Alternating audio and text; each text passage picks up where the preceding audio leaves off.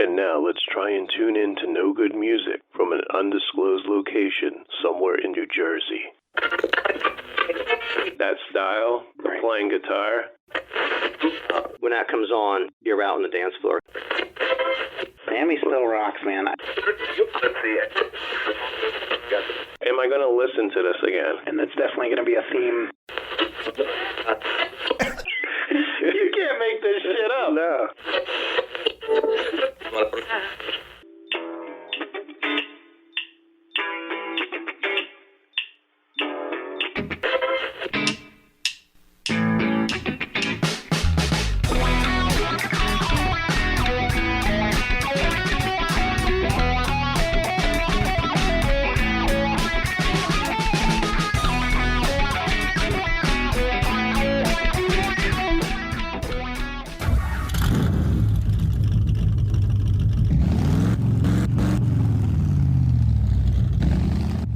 Hello, everybody. This is Rob. And Jeremy. Jeremy's back. 2 in a row. Yeah. So we'll be gone for like 6 months after this? Yeah. You'll boot me out. We are on show 69, and we have, I think it's our first theme show. I don't know. I've been wanting to do this. And the theme is Cars. The Cars, the band. And we're going to start with, I have 5 songs about cars that I want to talk about. My songs these are songs that they're all older songs, nothing new, but songs that I've loved over time. And, when I thought about doing this, I came up with 3 right away, and then the other 2, came to me. So, okay. And I guess I'll start with mine. My first one is Tom Waits. Love Tom Waits. Old 55. Okay. I don't know if you know this song. It's about his 1955 Buick Roadmaster. This is the opening track and lead single from his debut solo album, Closing Time, and it's from March 1973. And Tom said about his car, and yes, he did own a 55 Roadmaster. And I looked this car up. It's actually a really cool looking car. He said the first real luxury automobile I had. About as slick as deer guts on a doorknob. Now, the song's been covered by numerous artists, most notably by the Eagles for their 1974 album On the Border. And I wasn't too familiar with that song, but I listened to it, and I kind of like the original version better. I mean, the Eagles, they put in, their harmonies, and it's a simple song about getting in your car and driving. And the Eagles you didn't get the same feel for their version. Because you got like 3 or 4 different people singing it. And when it's an original and it's written specifically about, like he wrote that about the car he owned. Right. So it's more personal. Yep. Now, Sarah McLachlan did a version, which I do like her version from her album, The Freedom Sessions. But Tom did not like the Eagles version. He said, I thought their version was a little antiseptic. And this was in 1975 interview. A year later, he was interviewed for NME. He went as far as stating that, I don't like the Eagles. They're about as exciting as watching paint dry. Their albums are good for keeping the dust off your turntable, and that's about it. Wow. Yeah. So that was my first one. Old 55, Tom Waits. Do you have 5, Jeremy? I do have 5, yeah. My first song, I don't even know if you're going to know this song, but I actually have memories tied to this song. My first real job played it during Halloween all the time, but okay. My first song is by the Playmates, and it's called Beep Beep. I actually don't know that. Okay. So this guy's driving a Cadillac, and of course he's, throughout the song, kind of bragging that he's in a Cadillac, and there's this little Nash Rambler. Okay. That's beeping at him constantly. And he's like, how, this little Nash Rambler is never going to beat me, blah, blah, blah, whatever. And by the end of the song, the Nash Rambler has caught up to him and gets up alongside of him and goes, hey, buddy, how do I get this car out of second gear? And moral of the story is he could blow by him because obviously he's got this powerful car that he doesn't know how to get into gear. Nice. So it's just a funny song. It's only like a 2-minute song, but and I don't know why. So it was I heard this first at Party City during Halloween. I don't know that this is a Halloween song, but whatever. This song that line sounds familiar to me. How do I get this car out of second gear? Yeah, that's how the song ends. It's just a funny... Unless I'm thinking of Sammy Hagar. That's actually not on my list, but I just thought of that one. That's about driving 55. Yeah, right? yeah. So my next one is, this is also like a novelty song. Hot Rod Lincoln by Commander Cody. Well, it's Commander Cody and his Lost Planet Airmen. I just say Commander Cody. But Jeremy, I actually have this album. Handy. There it is. Look at the cover. It's pretty funky. That's a cool looking cover. I want to say this album was at least $20. I mean, it's one of the more collectible albums, and it's let's see, what year is it from? Oh, I probably have it here. Let's see, 1971. Okay. Yeah, and this is Lost in the Ozone. This album.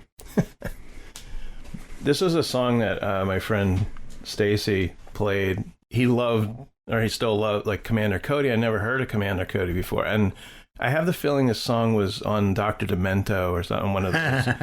Yeah. But this song it's a cover song too. Okay. The only version I know is Commander Cody, but it was released in 1955, and it was written as an answer song to Archie Shibley, who I've never heard of, 1950 hit Hot Rod Race. Now, it describes a drive north on U.S. Route 99, and it says predecessor to Interstate 5, from San Pedro, Los Angeles, and over the Grapevine, I don't know what that is, which soon becomes a hot rod race that ends with serious consequences. Now, the car race is described between two hot rod cars, the narrator's Ford Model A with a Lincoln motor and a Cadillac. Those are the two cars. Now, the narrator ends up being arrested by the police for his high-speed driving, and describes the exasperation of his father. He said, "Son, you're going to drive me to drinking if you don't quit driving that hot rod Lincoln."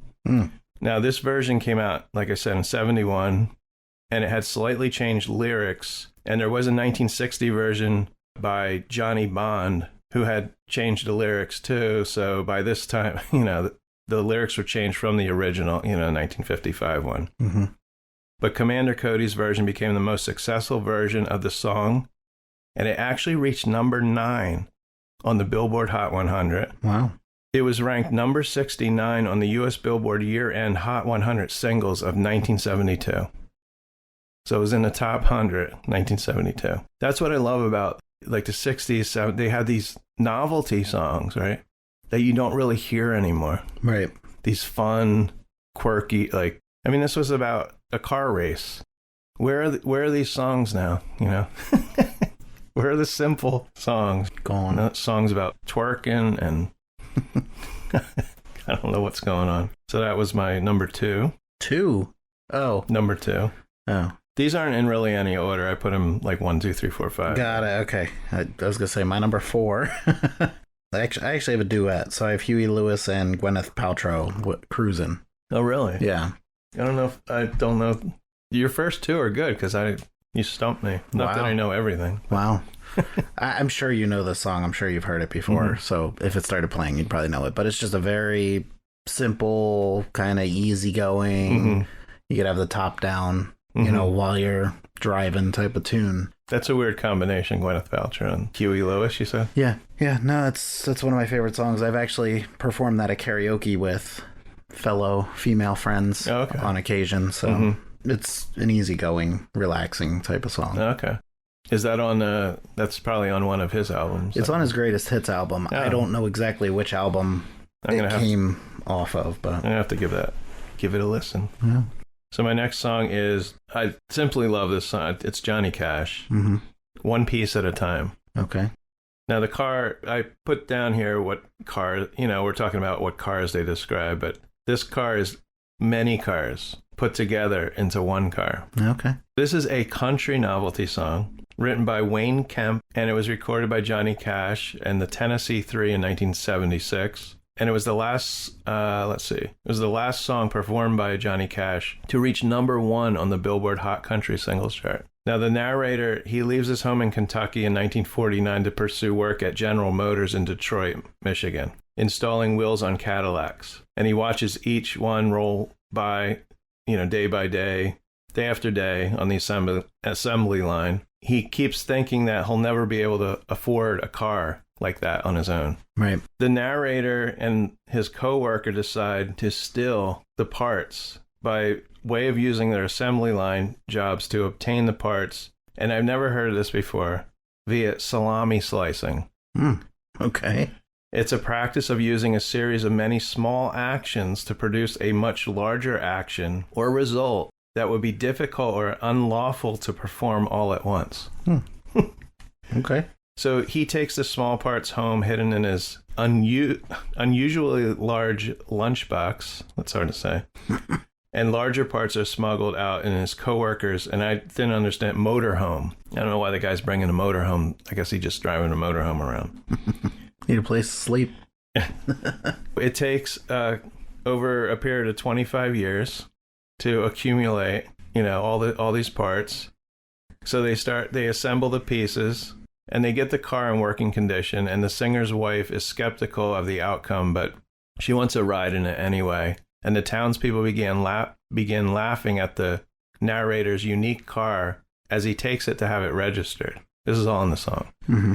However, the folks at the courthouse are not pleased because it took the whole staff, the whole courthouse, to complete the vehicle title, which ended up weighing 60 pounds. Now, the term psychobilly came out of the lyric in this song, where he says, Johnny's talking to a trucker on a CB and says, Red Rider, this is the Cottonmouth. And he says, in the psychobilly Cadillac. So that's where psychobilly, like the music genre, came Psychobilly? from. Yeah. Okay. Like Reverend Horton Heat. Mm-hmm. It's sort of a mix of rockabilly, country. I don't know. It's not really punk. I don't know if you ever heard of Reverend Horton Heat. I've heard of him. I couldn't name songs off the top of my head, but It's sort of the Stray Cats, but a little bit more twangy, I'd say, and more extreme, like with the lyrics or the vocals. okay. The one Reverend Horton Heat song, I think it's called Psychobilly Freakout, and it's fast guitar playing. There's no lyrics, in the beginning, there's fast guitar playing, and then all of a sudden you hear him say, it's a Psychobilly Freakout. I think I know that song. Yeah. So that's Psychobilly. Okay. This guy, Bruce Fitzpatrick, he owned Abernathy Auto Parts and Hilltop Auto Salvage in Nashville. He was asked by the promoters of the song to build the vehicle for international promotion. And he had all the models of I guess it's different Cadillacs, different models of Cadillacs, because they built this over 25 years in the song. So you have 25 different years of Cadillacs, I guess. Right. This guy built this car. It says it took about 8 to 10 days. But because he owned the auto parts in a salvage place, he was able to pull all the parts and make a car. Right. Like, that's amazing, though. Like 10 days to put a car together. Yeah. They presented the car to Johnny Cash in April 1976, and it was parked outside. I think this was a museum, or it's called the House of Cash. Okay. I don't think it's his actual house. In Hendersonville, Tennessee. And it was parked there until someone could find a place to store it. But after the House of Cash closed, Fitzpatrick retrieved, it was a 49 to 70 Cadillac. And he took it, I guess, to his salvage yard, and he crushed it. But I did read later on someone built the car again, and it's actually I don't know where it is, but it's in a museum, or I don't know, just strange. It's like Christine. It's putting itself back together. But it's pretty amazing to take from a song and then build, actually have something physical there that was written in a song. Right. To create something like that. My number 3, one of the most fun songs you can ever hear. Pun intended. I have the Beach Boys. Fun, fun, fun. Okay, that is my number 5. Now I'm going 1 to 5, but like I said, mine aren't really any. Yeah. And I mean, I say it's fun and pun is intended, but it is. It's I love upbeat, this song. Just a very classic, fun, upper tempo for the Beach Boys type of song. Yeah. And of course, when I first heard it, I'm like, what the hell's a T-bird? I didn't know, what that meant. And it's like, oh, obviously it's a Thunderbird. Got it. Like, So the song makes more sense when you can identify in your mind the car that's being, referenced. Mm-hmm. So that's kind of a funny story for me when I was, younger, not completely understanding that, but... I might not have understood it either. Well, I understood it was a car. Right. So it was a T-Bird. Yeah. Yeah. But I think being a fan of Grease, and I was like how old was I? No, I was 12. And they had the I think it was the T-Birds or something. Mm-hmm. So I heard that term, and probably watching Happy Days. I don't know if they mentioned, but it was that whole like 1950s, I think. Right. But I probably didn't associate it with the name Thunderbird. Right. Either. Right. Yeah. But I just like the mention of hamburger stand. I don't know, for some reason, when that song, she drove to the hamburger stand, but the way the lyrics flow, mm-hmm. and it makes you smile. It's one of these songs when it comes on, or you're just in a good mood. For sure. I don't know. Yep. Like if you're in a bad mood, and just put this song on. Yep. But I love the opening lyrics. And the way he says it, well, she got her daddy's car. Like, to use that word well, kind of like nonchalantly. Well, she got her daddy's car, mm-hmm. and she cruised through the hamburger stand now. Seems she forgot all about the library that she told her old man now. Mm-hmm. So you have, I don't know, there's something about the way it flows. Apparently this is her, I assume it's her father's car. Right. And I think he doesn't know she's taking it out. I think that's the whole thing. Right. I don't know if you looked into this, Jeremy, but this is actually, how the song came about. Okay. Did you read about that? No, I didn't. According to Salt Lake City radio manager Bill Daddio Hesterman of KNAK, mm-hmm. he was an early promoter of the Beach Boys. He brought them to Utah for appearances and concerts. Now, the song was inspired by an incident involving Shirley Johnson, the station owner's daughter. She had borrowed her father's 1963 Thunderbird, which had a University of Utah parking sticker on it. She was supposed to go study at the university library, and instead she went to Shore's Drive-In, which was a hamburger stand. This actually happened. Yeah. And when the deception came to light, her driving privileges were revoked. So in 2007, she told KSL News that she was complaining loudly about the incident at the radio station where she worked. She was a part-time secretary. And the Beach Boys happened to be there for an interview. And she said that Brian Wilson and Mike Love, amused by the incident, jotted down the beginnings of the song as her father took them to the airport that afternoon. Mm-hmm. So that's how they just started writing the song, because of she took the car and she went to she was supposed to go to the library, so it actually so this all makes sense. Interesting. Yeah. I have one more here, and it's Bitchin' Camaro. Okay. By the Dead Milkmen. Have you ever heard of that song? I have not heard that song. So of course the car is a Camaro. Now the song's not so much about a car, but there's humorous, there's talking in the beginning of the song. Most of the song before it goes to the chorus. And it's two guys talking. This was on their debut album. It starts out with like a standard blues riff, just back in like a simple blues riff. It starts with, and then they're having a conversation. Now this band was from, I'm pretty sure, around the Philadelphia area. Mm-hmm. The song shifts into like a punk hardcore song where they just go, bitchin' Camaro, bitchin' Camaro. I ran over my neighbor. And it's like, and I don't know, you have to hear it. Okay. The song's 3 minutes long. It actually feels shorter because there's, like I said, there's a lot of conversation before they get to the chorus. And it starts out with a guy telling his friend he's going down to the shore. His friend asks him what he's going to do down there, and he says, I don't know, play some video games, buy some... When you listen to this, you think they're just improvising. Like they had this idea...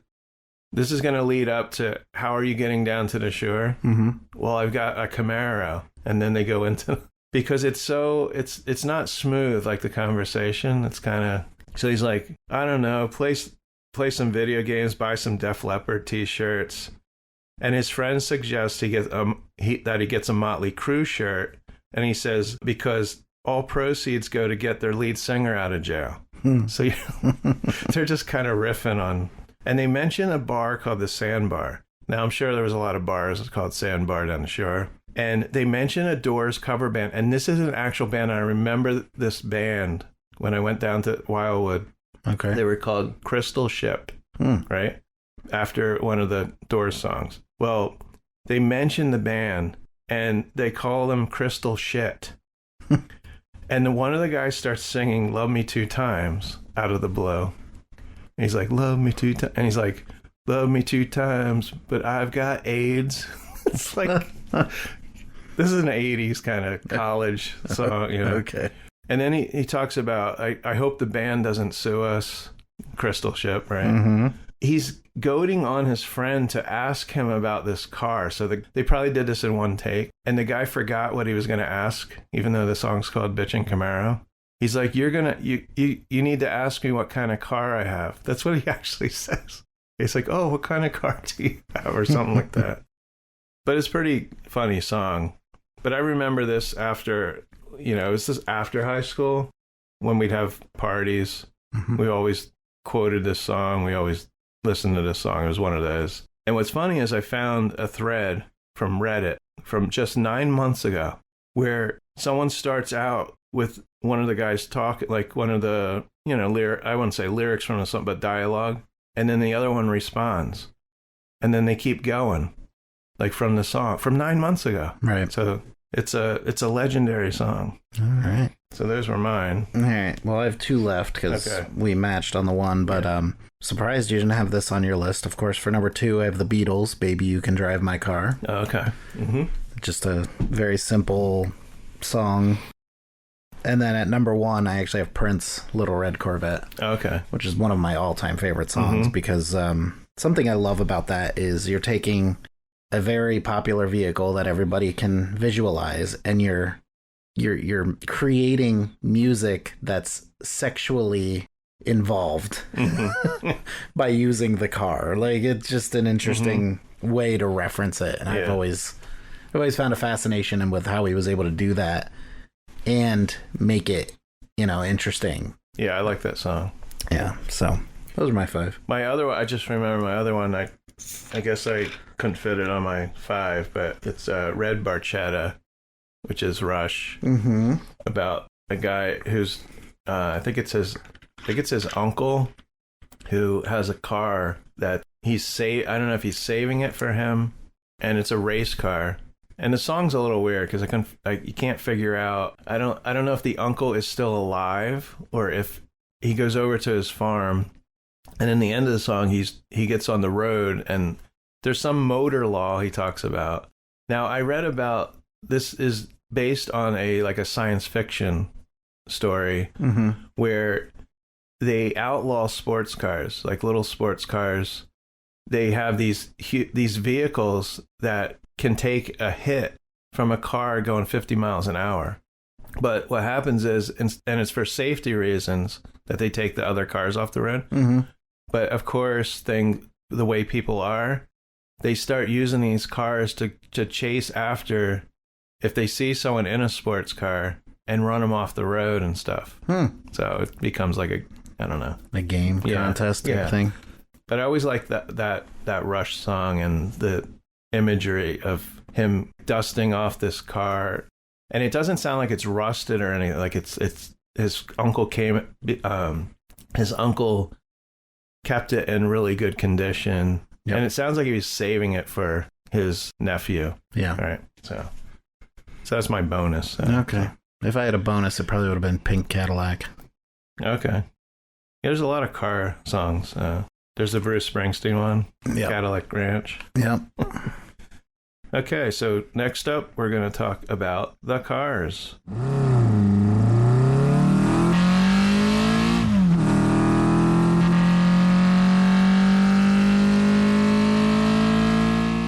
Before we go into the whole band and everything, I have a little quiz for Jeremy. Oh boy, here we go. The quiz. This is the quiz. There's 2 lead singers for the Cars, which some people may not know. If you're not real familiar with the Cars, you might think it was just one singer, Rick Ocasek. Right. But Benjamin Orr sang, especially some of the one big hit he sang, but he sang, I wouldn't say it was every other song, but I always had a problem knowing who was who Yeah. singing. So Jeremy, I'm going to quiz you on who is singing. And if I need to play the song, let me. If you probably know all these. Okay. Well, I have 10 songs, so here we go. Yep. Okay. Bye Bye Love. I love that song. And we're just going to go by first name. Yeah. Okay. What were the singers again? I'm sorry. Rick and Benjamin or Benjamin and Rick. Rick. Ben and okay. Rick. Ben and Rick. All right. I'm going to say...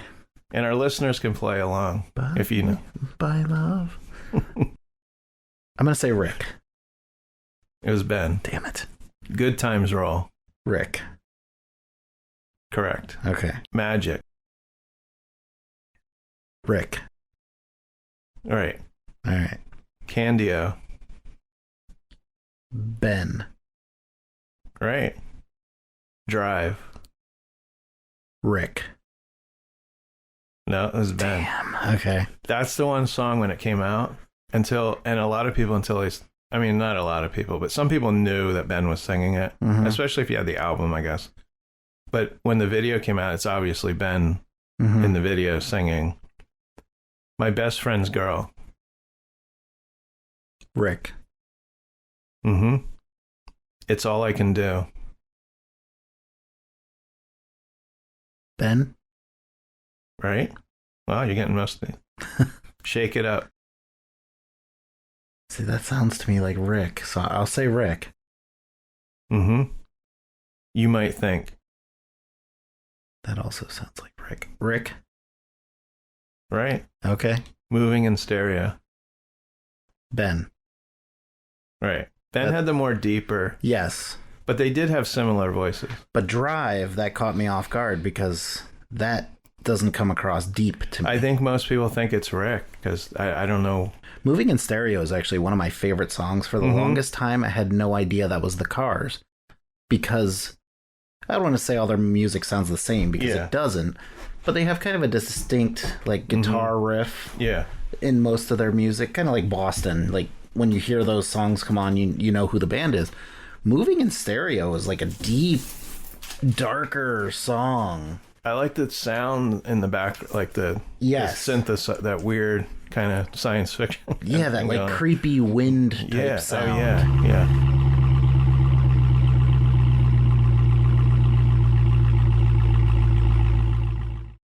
So I have the first 4 on vinyl.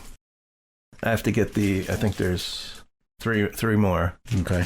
They remastered a lot of it, like that one you're holding. Yeah. That's like the iconic. Everybody knows that album cover. So I also want to talk about the covers of the albums before we get into the band. Now, the first album cover, we have a girl, and I couldn't find out the make and model of this car, even though it's just showing the steering wheel. Could just be a steering wheel. Could be. She might not even be in a car. It's weird because she has her hand over her forehead. Like, it's just a weird photo. This girl's name is Natalia Medvedeva, and I think she was a Russian model. Okay. She has since passed away. But I always thought this girl was this girl, the same girl, but now that I look at it, they are different on Shake It Up. The girl on Shake It Up is Mary Ann Walsh. She's still around. And then Candio, which is the first album I ever bought. I remember specifically that my neighbor friend, I don't know, he lived like 3 or 4 blocks from me. He was really into music like I was, but he had never heard of the Cars, even though, my best friend's girl was being played on the radio. But when Candio came out, I remember taking this over to his house. But I remember him for some reason, not hearing of the Cars at that point. Right. And their song on their first album was played a lot. But it was just a different sound. It was like, this was before, we're talking before New Wave. I mean, this was could be the first New Wave album. The way they use the keyboards and the synthesizers. And we're not talking Beach Boys, Good Vibrations. Candio, this was actually from a photo shoot. Like, I just thought, this is a Vargas drawing. And this guy was actually retired. And they pulled him out of retirement to do their album cover. Interesting. This is a Ferrari 365. It says GTC. And it was based on a photo shoot directed by the drummer for the Cars at a Ferrari dealership. And coincidentally, the model's name was Candy Moore. Jeremy, are you listening? I am. The model's name was Candy Moore. Okay. So Candy O. The drummer briefly dated her. Okay. So this was based on a real model. Lucky guy. Yeah. I have Panorama, too. Okay. So they stopped using women then on the covers. Yeah, it looks like They just got a flag. checker flag. Yeah. Each album's a little, it's still the Cars, but it's a little different, you know. Like Touch and Go, I love on this album. Misfit Kid. If you haven't heard of the Cars, What the hell's wrong with you? yeah, because they're probably even played while you're getting your groceries. Yeah. Or at the very least, let the good times roll. You've heard. Yeah. You know, one thing I noticed is that I haven't heard them in movies like lately, or like some bands you hear almost like all the time. Right.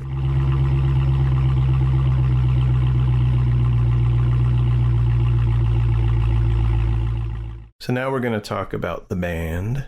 And like I said, if you haven't heard of them, you need to just go through their catalog. For sure. Just put them on shuffle. But we're going to tell you all about the Cars. First, we're going to start with the band members. We have Rick Ocasek, lead and backing vocals, rhythm guitar. And I didn't know keyboards. I don't know. Because I know Greg Hawkes was the keyboardist. Okay. So I never saw Rick playing the keyboard.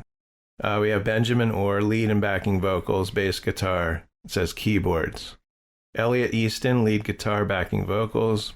Greg Hawkes, keyboards, guitars, backing vocals. And David Robinson on drums, percussion, backing vocals. Now, like we said, Ocasek and Orr shared lead vocals, but Rick Ocasek was the band's principal songwriter and leader of the band. And they had a total of 7 albums. We have the self-titled album in 1978, Candy-O, 79, Panorama, 1980, Shake It Up, 81, Heartbeat City, 84, Door to Door, 87. And then they pretty much broke up. Mm-hmm. And then they did get back together briefly and recorded another album, which I don't know if you've heard, Move Like This. Came out in 2011. Oh, yeah, no. And it's actually good. It's the Cars, you know. I like the Cars because they never changed who they were. Right. They didn't do a country album. Right. Imagine the Cars country album. No. So we're going to start with Rick. His birth name was Richard Theodore. And I have here, there's a T, I don't know if this is correct, before the C. It was Ocasek. So he took the T out, it looks like. Okay. So it flowed better, maybe. Now, some people, if you do know the Cars, you always heard they were from Boston, but a lot of bands, like Aerosmith, were not from Boston. They kind of all went there. Right. And got their start. And started there. Yeah. The only person in the band from Massachusetts is David Robinson. Okay. Who was born, we'll get to where he was born, but Rick was born in Baltimore, March 23rd, 1944. Now, his paternal side was of Czech descent, and he grew up Catholic. When he was 16 years old, his father moved the family back to the I can't even say Ocasek. See, it's hard. Hometown of Cleveland, Ohio, where his father worked as a systems analyst with NASA at the Lewis Research Center. He graduated from Maple Heights High School in 1963. Now, Benjamin Orr, he was born Benjamin Orzechowski, and he was born in Lakewood, Ohio. His mother, Elizabeth, was born in present-day Kadzhav, Slovakia. His father, Charles Orzechowski, was of Polish origin, and he was born in present-day Ukraine. Both were devout Byzantine Rite Catholics, and Ben's mother would not allow him to drive his car until the local clergy had blessed it. He had to bless the car. But his family actively supported his musical endeavors. Known locally as Benny 11 Letters. That's what they called him. Because he couldn't pronounce his last name. He did grow up in Lakewood, Ohio, and Parma, Ohio, attended Valley Forge High School before joining local band the Grasshoppers in 1964.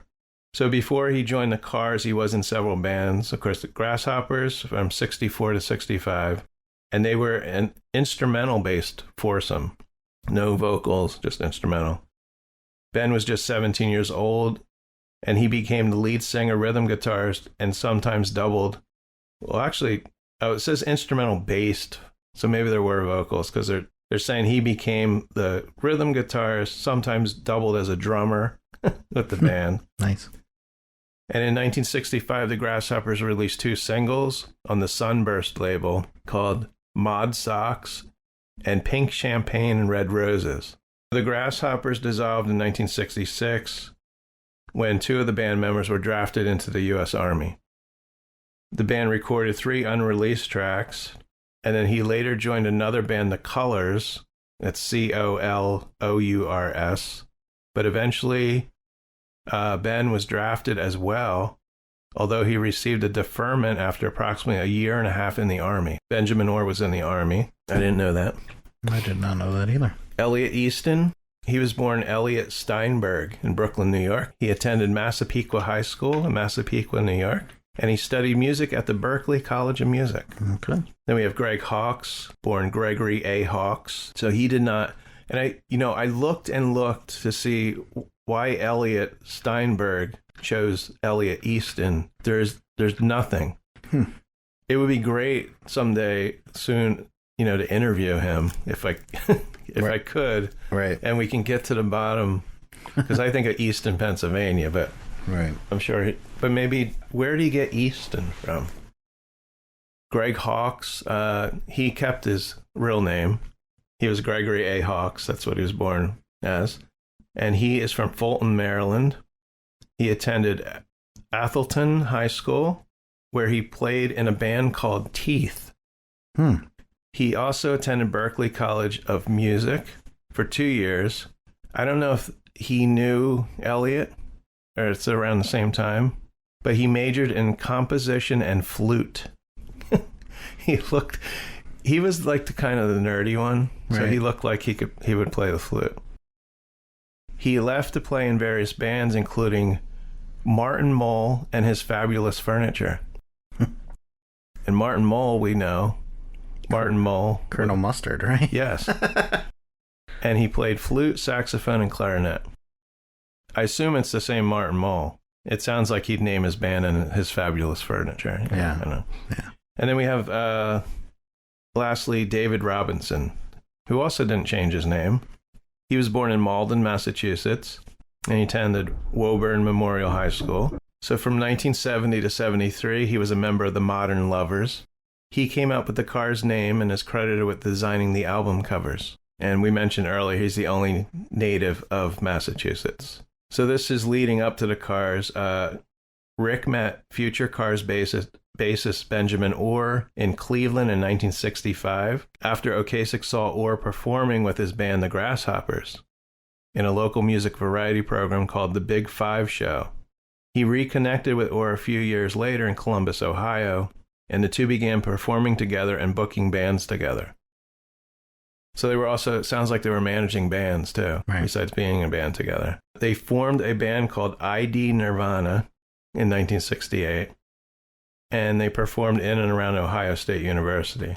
And after performing in various bands in Columbus and Ann Arbor, Michigan, Ocasek and Orr relocated to Boston in the early 1970s. There they formed, now I've heard of this band, because maybe I looked them up before, but they formed a Crosby, Stills, and Nash-style folk rock band called Milkwood. And you can go on Apple Music or probably Spotify or any of those, maybe YouTube, and look up Milkwood, because it's probably Rick and Benjamin singing, back and forth, different songs. But think of the Cars, think of that, Rick, think of those voices, but it's folk. Right. It's weird hearing them, sing a different genre of music. They actually released one album, it's called How's the Weather, on Paramount Records in early 1973, but it failed to chart. So I have here, go look up the song Lincoln Park by Milkwood. Isn't that a band? Yeah. I'm just kidding. Yeah. Rick is singing, and you're going to be like, what the folk? Where's my laugh thing? Yeah. I don't know. So future Cars keyboardist Greg Hawkes, he actually played on Milkwood's album, and he was the last member to join the Cars. So after Milkwood, Ocasek formed the group Richard and the Rabbits, which included Orr and Hawkes. Rick and Ben also performed as an acoustic duo during this period.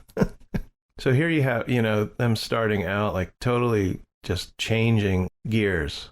Like in a folk band, they're doing acoustic performances. That's like if you look up Brian Johnson from AC/DC. Right. Look up the band Georgie. And we're talking 1960s. He was in a band called Georgie. And it's not the Brian Johnson of AC/DC that you know. Okay. It's 60s music, it's not that voice. It's a smoother voice. It's just odd to hear when you know someone so distinctively. So some of the songs they played actually became the early Cars songs. Later, Rick and Benjamin teamed up with guitarist Elliot Easton in the band Captain Swing. Swing. Captain Swing soon came to the attention of WBCN disc jockey Maxanne Satori, who began playing songs from their demo tape on her show. So after Captain Swing was rejected by several record labels, Rick got rid of the bass player and drummer and decided to form a band that better fit his style of writing. Ben took over bass, and David Robertson became the drummer. So now we formed the Cars, right? Yep. Music critic Robert Palmer, not the singer, writer for the New York Times and Rolling Stone, described the Cars' musical style as they have taken some important but disparate contemporary trends, punk, minimalism, the labyrinthine. We have to use big words. I don't know. Yeah, clearly. Freaking writers. Labyrinthine synthesizer and guitar textures of art rock, the 50s rockabilly revival, and the melodious terseness of power pop, and mix them into a personal and appealing blend. Could you break that down into a translation that the listeners will understand? I should. He's just saying they're mixing rockabilly and pop, power pop, punk, a little bit of everything. There you go. Know. Yeah. Yeah. So after a warm-up gig in a motel lounge outside of Boston, the Cars played their official first show at Pease Air Force Base in New Hampshire, December 31st, 1976. So the first official show was New Year's Eve. That's New Year's Eve, right? Yeah. Captain Swing's keyboardist, Danny Schilfman, he later joined Government Mule under the name Danny Lewis. He played with the Cars for their first several gigs until Greg Hawkes was free to join in February 77. So early 77, they played throughout New England, developing the songs that appeared on their debut album. A 9-song demo tape was recorded in early 1977, and soon Just What I Needed was receiving heavy airplay on Boston radio stations WBCN and WCOZ. So then the band was offered record deals by Arista Records and Elektra Records, and they signed with Elektra. The band's debut album, The Cars, was released in 1978, reaching number 18 on Billboard 200. And then Just What I Needed was released as the debut single from the album, followed by My Best Friend's Girl and Good Times Roll, and all three charting on Billboard Hot 100. And the album featured multiple album tracks that received substantial airplay, such as You're All That I've Got Tonight, Bye Bye Love, and Moving in Stereo. I love the entire album. Yes. The first album. Like all these songs I know, like normally, I mean, sometimes you have a couple hits, but these songs are so familiar to me. Mm-hmm. I don't know how many times I've listened to that album. But I have to say, my 12-year-old self hearing My Best Friend's Girl, forgive me if I repeat myself on the podcast, but I thought they were saying My Best French Girl. I figured this guy was a player. He not only had a girlfriend, because I'm 12, right? I don't have a girlfriend, but several, and they were all French. And he's singing about the best one of the bunch. My best French. Soon after, I probably figured out it wasn't My Best French. But you know, that's a time where you couldn't just go to the internet and look up the lyrics. Unless you had the album itself. Right. And I didn't own, like I said, I bought Candio when it first came out. Mm-hmm. And then I probably went and bought the first album. Right. And maybe even when I heard it a couple of times, maybe I realized it wasn't French he was saying. Right. That's funny. You know? So the band's second album, Candio, was released in June 1979. And it it did a lot better than the debut. It peaked at number 3 on Billboard 200 album chart.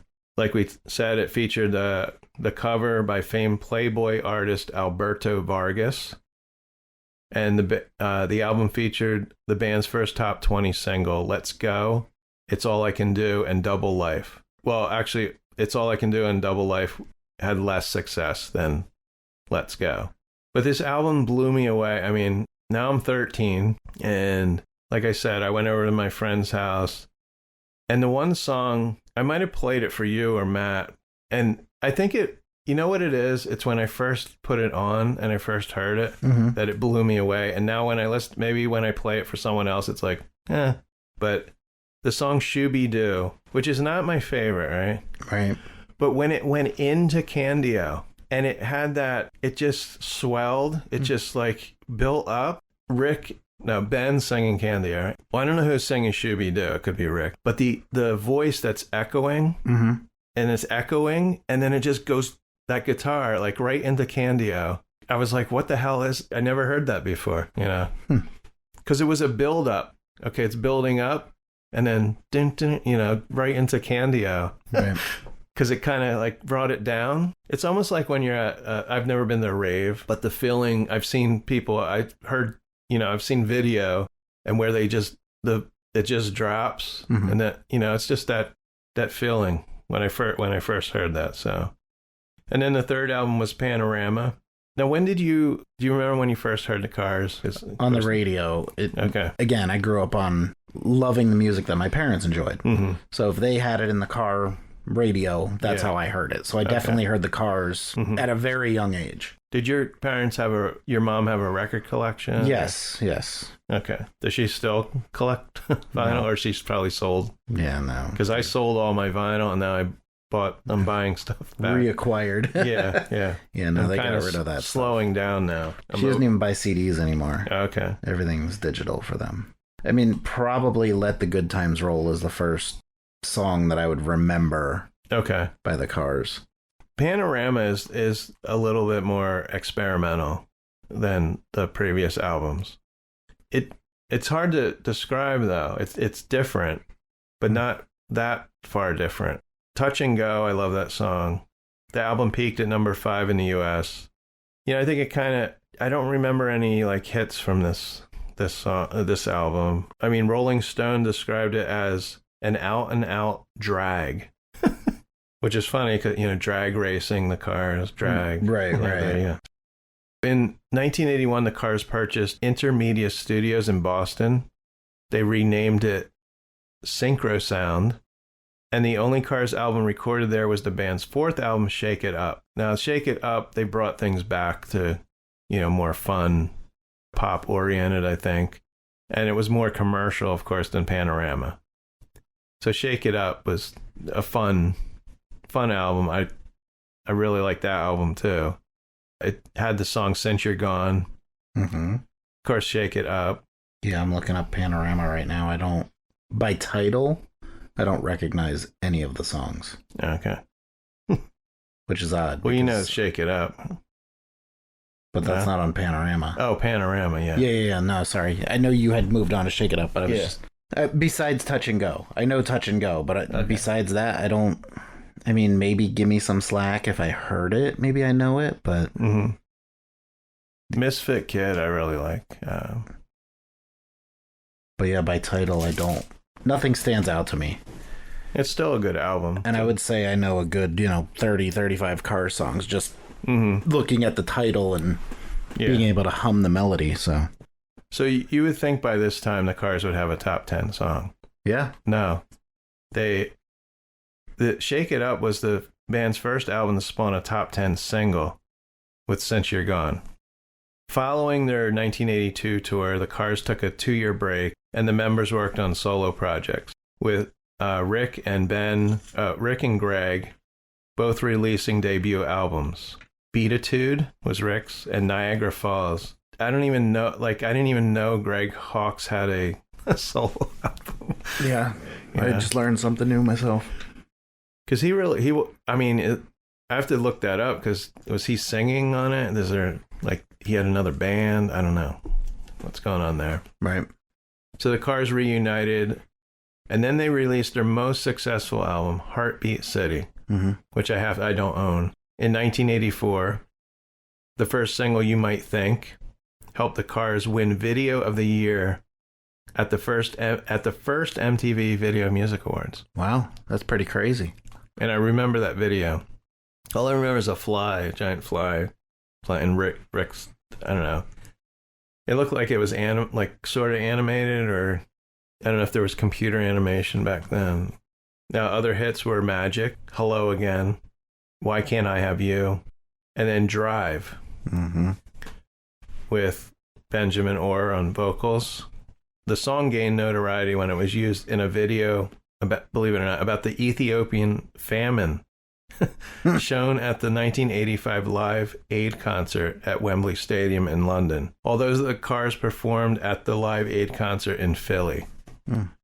So they used the song in London. They performed in Philly. It would be a great song for, drunk driving. Who's gonna drive you home? I like that song. But that's their flame. Yeah. I think that with Cheap Trick, you either like it or you don't. Yep. It's a ballad. It's kind of beyond what you're used to hearing.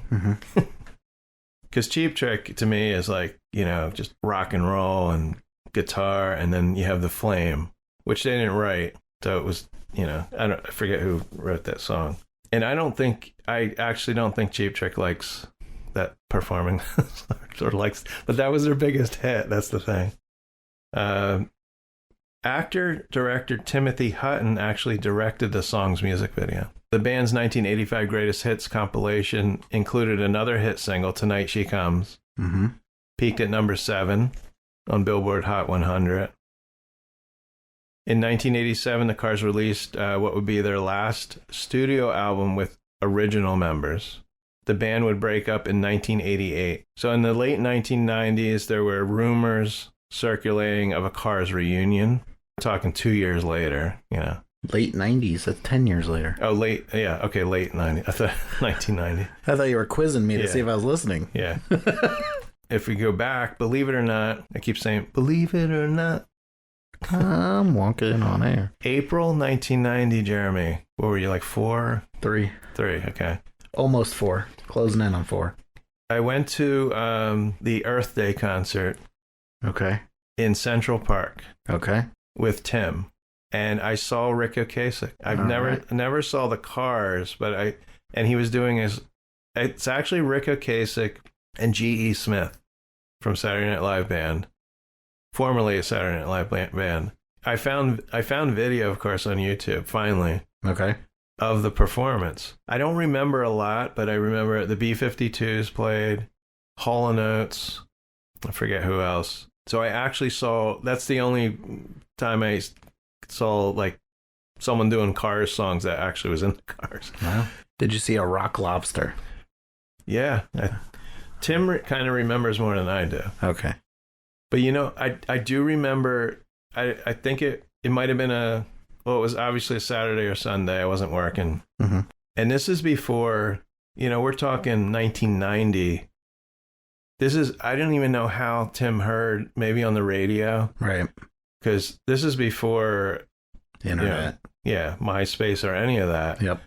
And he's like, you want to go to Earth Day? There's this huge concert going on. And we went. I think we probably took the train. Right. And we get there, and I think we're at the opposite end. Central Park is huge. And we can hear the music. And I just remember walking and following the music. Right. And kind of following people, I guess, that were also walking there. And I forget how many people were there. It could have been 100,000 people. So we weren't real close, but we could see the stage. Right. And it was free, of course. That's the only time I've been to Central Park, too. But it was kind of cool to say that I was there. So then we're moving up to 2000, right? And sadly, Benjamin Orr passed away. In 2005, guitarist Elliot Easton formed the New Cars. I didn't even know about this, with Greg Hawkes and Todd Rundgren. Oh, there you go. Okay. It says Kasem Sultan, I don't know who that is, and Prairie Prince. It says the supergroup disbanded after they made one album and one single, and I should have checked this out. And the band also performed songs from Todd Rundgren's career when they were touring. Right. So he still didn't want to work all day. No, he just wanted to bang on the drums. Okay. Yeah. Did Todd Rundgren, I assume, was singing the Cars songs? Yeah, I would think so. I'm going to have to, there's got to be a video of that. Yeah. In 2008, the band's first album was released for the video game Rock Band. Oh, yeah. Okay. Makes sense. In 2010, the surviving founding members of the Cars suggested a reunion when Ocasek, Easton, Hawkes, and Robinson placed a photo of the four members together, taken at Millbrook Sound Studios, on their Facebook page. People were, they post this photo and it says they were suggested a reunion. So people were probably like, oh, are they getting back together? And then on October 13th, 2010, they posted a snippet of a new song called Blue Tip. And I still can't figure out what this means, Blue Tip. Now, a picture of Jackknife Lee, who has produced the Cars albums, in the studio was posted, hinting that he would produce the new album. And then in October, Billboard reported that the Cars were recording a new album in Millbrook, New York. A music clip of the new song Sad Song was added to the band's Facebook page December 7th. And then they kept hinting at, the new album. The surviving Cars agreed not to replace Benjamin, so Greg Hawkes and Lee handled all the bass parts on the album. And the new album was called Move Like This, was released May 10th. So this would have been, 2011. The new album was released May 10th, and it debuted at number 7 on Billboard. Just thinking about it, they hadn't had a new album in a long time. Right. It had 10 songs, just under 40 minutes. And Sad Song was the album's first single. And then in May 2011, the Cars embarked on a 10-city tour of the U.S. and Canada. Also performed at Lollapalooza in August. I don't know what I was doing in 2011, but this was a short tour. I recall, like Cat Stevens, right? Cat Stevens hadn't toured in like 30 years. And he decided to do like 10 shows. That's it. One and done, 10 and done. Yeah. And somehow we got tickets. It would have been cool to see the Cars. On the tour, Orr's bass parts were performed by Greg Hawkes on the keyboard and bass. And the vocals for the songs originally sung by Ben were performed by Rick. So he could handle that because they're kind of similar, their voices. Right. In an interview, Rick was asked whether the band would have reunited if Orr had still been alive, responding, "Ben and I had a real Cold War going that lasted about 23 years. Wow. I could never really figure out exactly why, but I think there was a lot of jealousy because I wrote the songs and I got a lot of attention. And there was all kinds of weird stuff. Like he said, my girlfriend writes songs that use one of those or two of those. And I said, no, that's not the Cars. So you had that kind of thing going on. Hey, let's put one of my girlfriend's songs. Yeah. Is her name Yoko? No. So the Cars once again became inactive after the tour's conclusion in 2011. In 2018, the band was inducted into the Rock and Roll Hall of Fame. This would be the band's final performance before Rick Ocasek died the following year. So after several years of inactivity, the group reconvened along with Weezer's Scott Schreiner on bass to play a 4-song set at their 2018 induction into the Rock and Roll Hall of Fame. And they played You Might Think, My Best Friend's Girl, Moving in Stereo, and Just What I Needed. Oh, and it says here, in parentheses, after You Might Think, it says Weezer covered that song on the Cars 2 soundtrack for the animated film. Oh, okay. I can see that. Yeah. Now, they were introduced by Killer's frontman Brandon Flowers. September 15th, 2019, Rick Ocasek was found dead of natural causes at his New York home at the age of 75. Now, there was a discrepancy about Rick's age. Mm-hmm. So people didn't think he was 75. They thought he was 70. Mm. So he lied about his age or something. Okay. And that pretty much ended the Cars. But you never know. Maybe Todd Rundgren will start the Cars up again. Now, here's a little bit about, we're not going to go into Rick. Rick, he had some hits with his solo albums. Not huge hits, right? Right. But he also he worked with Weezer. He was a producer. Weezer's Blue album, mm-hmm. their Green album, Hole, B.B. Buell, he worked with her, No Doubt, and many others. I didn't realize that's what he did after the Cars, which a lot of musicians do. Right. If they're not touring or in a band anymore, they go into the working with other bands. He also had a book of poetry, came out in 1995. Jeremy's falling asleep, putting him to sleep with my soothing voice. He also had a cameo in Hairspray, and he had a small part in the movie Made in Heaven, which he played a mechanic. That was 1987. And Tom Petty is also in the film. And Timothy Hutton's in the film, and Kelly McGillis from 87. So that's the connection with Timothy Hutton directing their video Drive, right?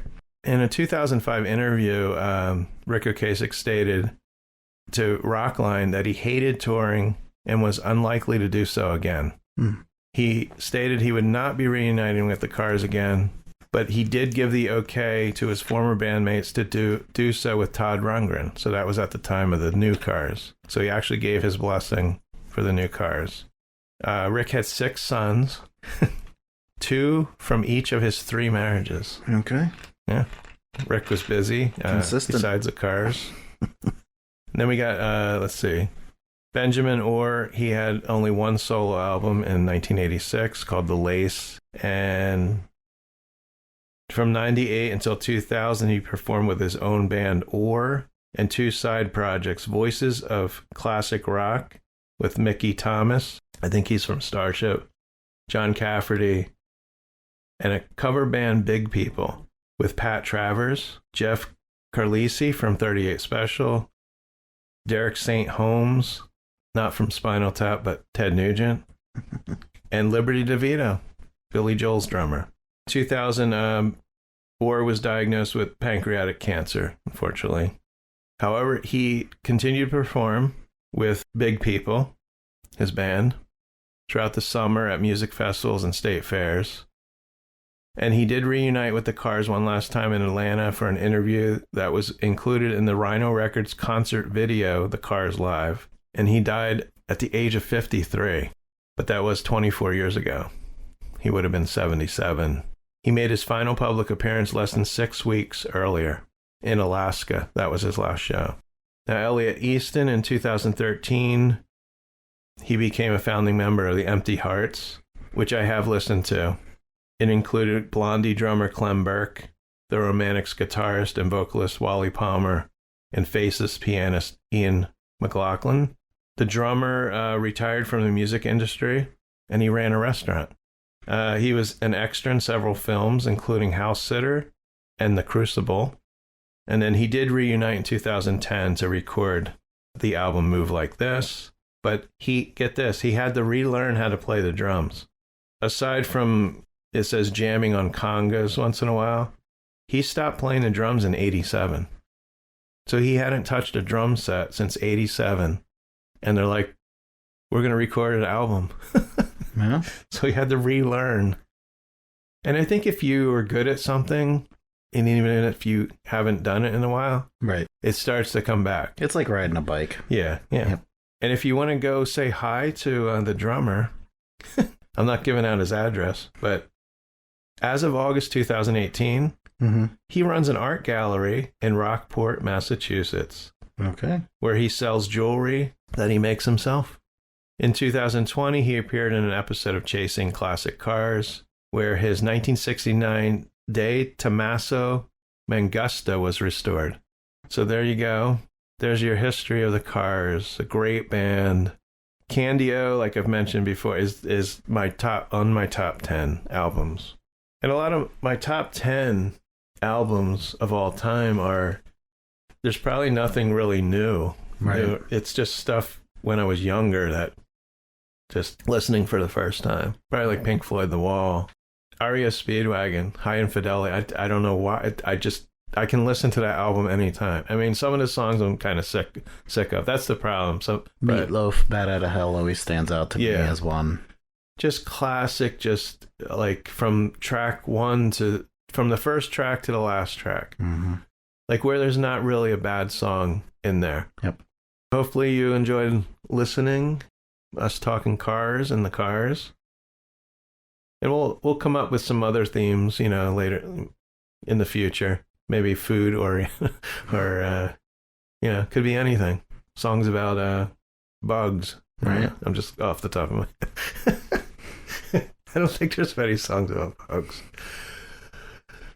Before we go, if you're in a band, a musician, singer, songwriter, email us like a link to YouTube or your music, and especially if you have something fairly new that we can promote. If you're touring and we just talk about you and play part of like one of your songs, we do that on our other podcasts. And you can email us at nogoodmusicpodcast@gmail.com. Be sure to visit our TeePublic page. I forget the exact link, but look up No Good Music with a K. You'll see we have TeePublic offers shirts. I've designed like 5 or 6 different styles and phone cases. Mm-hmm. If you're a real true fan, you got to get that No Good Music merch. And shout out to Jeremy's podcast, HorrorCon Lounge. If you're into horror movies, great podcast. Him and his friend Scott are doing it now. And his girlfriend Kristen, I think she's going to come back for a couple of them. But anyway, they do movie review. They talk about horror conventions. So check that out. You can check that out wherever you find our podcast. You can find theirs. Until next time, remember, turn off that TV and turn up the music.